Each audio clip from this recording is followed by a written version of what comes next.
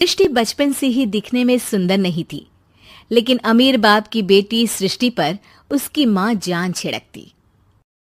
मेरी बेटी कितनी प्यारी है, भगवान सबको सृष्टि जैसी बेटी दे। सृष्टि धीरे धीरे बड़ी होती है। एक दिन सृष्टि की सहेली कहती है, तू दिखने में कितनी अजीब सी है, लेकिन मैं जानती हूँ हम सब में सबसे अच्छी शादी तो तेरी ही होगी। तेरे पापा अमीर जो हैं।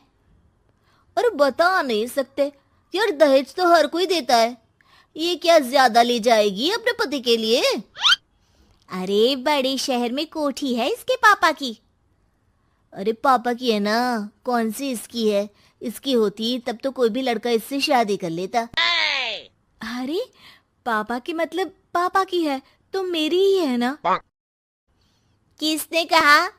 अब तेरी तो तब होगी ना जब तेरा भाई ना हो। वैसे भी शादी के बाद सारी प्रॉपर्टी भाई के नाम होती है।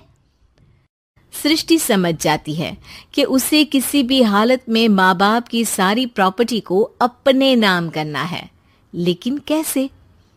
एक दिन सृष्टि का भाई शीनू कहता है, बहन क्या कर रही है? तुझसे एक बात करनी है। अरे हाँ हाँ करना, मैं तो तेरी बहन हूँ। बहन मेरी लाइफ में ना एक लड़की है, बहुत अच्छी है। मैं सोच रहा हूँ माँ और पापा से बात करूँ शादी के लिए। सृष्टि को समझ में आ जाता है कि भाई की शादी होते ही भाभी उसे एक दिन भी घर में बर्दाश्त नहीं करेगी। क्या बात है भाई, बताना कौन है वो? यार वो बहुत अच्छी लड़की है, पढ़ी लिखी है, मेरे साथ जॉब भी करती है। बस एक प्रॉब्लम है। प्रॉब्लम? क्या प्रॉब्लम है भाई? यार वो शादीशुदा है, लेकिन उसके पति ने उसे सिर्फ इसलिए छोड़ दिया क्योंकि उसके माँ बाप दहेज नहीं दे पाए। सृष्टि ये सुनकर न जाने क्यों खुश हो जाती है। हाय तो पसंद है ना। शीनू को लगता है कि बहन उसे समझ रही है। वो इस बात से अनजान होता है कि उसकी बहन की मंशा पूरा घर हड़पने की है। सृष्टि अपनी माँ से कहती है, मम्मी मुझे तो बहुत चिंता है। पता है शीनू क्या कर रहा है? अरे क्या कर रहा है? वो तो काम पर जाता है और वापस घर आता है। नहीं ना माँ, वो यही तो नहीं कर रहा, बाकी सब कर रहा है। आपको पता है उससे प्यार है, और वो भी एक शादीशुदा लड़की से। हैं? ये क्या हो गया? मैं सोसाइटी में क्या मुंह दिखाऊंगी? अरे तेरे पापा तो यही कहेंगे कि मैंने ही उसे बिगाड़ दिया है। माँ देखो, मेरी बात मानो, पापा पर भी विश्वास करने की जरूरत नहीं है। अब आप ही बताओ, पापा इतनी देर घर के बाहर रहते हैं क्यों? बोलो। अरे बेटा वो तो नौकरी करते हैं ना। तू बहुत भोली है माँ। पापा का ऑफिस तो 7 बजे खत्म हो जाता है, लेकिन देखो कितनी देर से आते हैं। अरे नहीं नहीं बेटा, ऐसी कोई बात नहीं है। सृष्टि माँ को एक औरत से बात करते पिता की फोटो दिखाती है। मैं तेरे पापा से बात करूंगी, दे फोटो मुझे। ओ माँ, वो तो डिलीट हो गई। लेकिन चल, तूने तो देख लिया ना। पापा से बाद में बात कर लेना, और हाँ, मेरा नाम बिल्कुल मत लेना। हाँ माँ। अब क्या था, सृष्टि के माँ और पिता के बीच झगड़ा होना शुरू हो जाता है। सृष्टि के मन में क्या चल रहा था कोई नहीं जानता था। एक दिन, माँ सृष्टि के लिए एक लड़का देखा है, वो लोग शाम को उसे देखने आने वाले हैं। और हाँ माँ, एक खुशखबरी, मैं और पापा मिलकर एक नया बिजनेस ट्राई कर रहे हैं। शाम को लड़का आता है, सांवले रंग का। सृष्टि को तो बिल्कुल भी पसंद नहीं आता।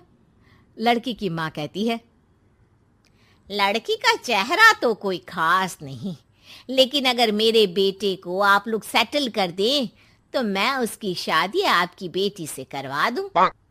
सृष्टि को लड़का बिल्कुल पसंद नहीं था। उसे भाई पर गुस्सा आ जाता है। लड़के वालों के जाने के बाद कहती है, माँ देखा, शीनू मेरे लिए कैसा लड़का लेकर आया। न दिखाने लायक न सुनने लायक, सेटल भी नहीं, वो भी हम करे। अरे माँ, मैं जानती हूँ ये मेरी शादी किसी भी घर में क्यों करवाना चाहता है। अरे कैसी बात कर रही है बहन? तूने तो देखा ना, लड़के को मैंने ही मना कर दिया तुझसे शादी के लिए। जिसने लड़का बताया था उसने उसकी बहुत तारीफ की थी। शांत नहीं होता। क्या करूं, कुछ समझ में नहीं आ रहा। मेरी शादी हो गई तो ये लोग पूरी प्रॉपर्टी शीनू के नाम कर देंगे। मेरे हाथ तो कुछ लगेगा ही नहीं। तभी सृष्टि को आइडिया आता है। वो किसी वकील को फोन करती है। जी देखिए, अगर आपके मम्मी पापा का तलाक हो जाता है तो आपके पिता की आधी प्रॉपर्टी आपकी माँ के नाम हो जाएगी, फिर उसे वो किसी को भी दे सकती है। सृष्टि अब माँ को बेटे के खिलाफ भरती है। माँ, शीनू पर नजर रखा करो। वो जिस लड़की के प्यार में है ना, वो शादीशुदा है। यहाँ आएगी, सारा पैसा, रुपया, जमीन, जायदाद सब हड़प लेगी। पापा का भी हाल तुमसे छुपा नहीं है। ऐसा ना हो कि मैं और आप एक दिन सड़क पर भीख मांगे।